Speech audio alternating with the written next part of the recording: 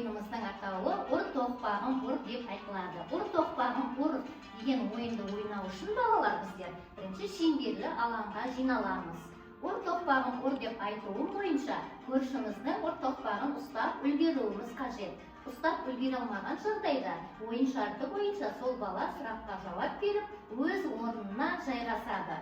Түсінікті ме балалар? Түсінікті. Балалар, олай болса, шеңберлі алаңға жиналайық. Бәрімізге бір-бір ұр тоқпақ беріледі.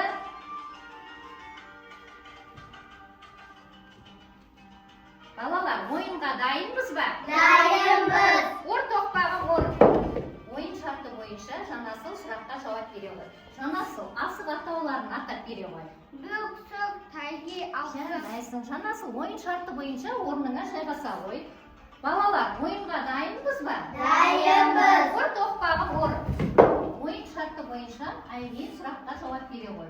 Айлин айта ғой, қазақтың ұлттық киімдері.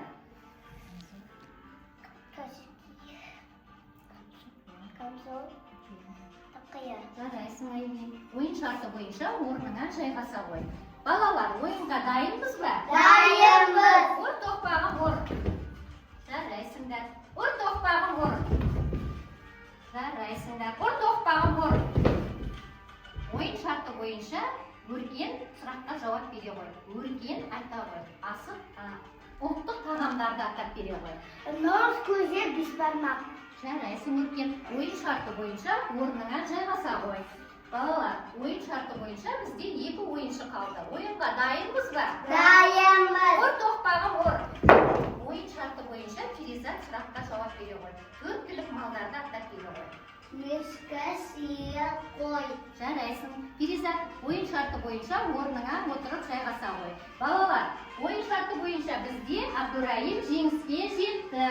Балалар, қане шеңберлі алаңға жиналайық. Балалар, бүгінгі ойын ұнады ма сендерге? Әрине ұнады. Жарайсыңдар балалар, бүгінгі ойынға белсенді қатысқандарыңыз үшін рахмет.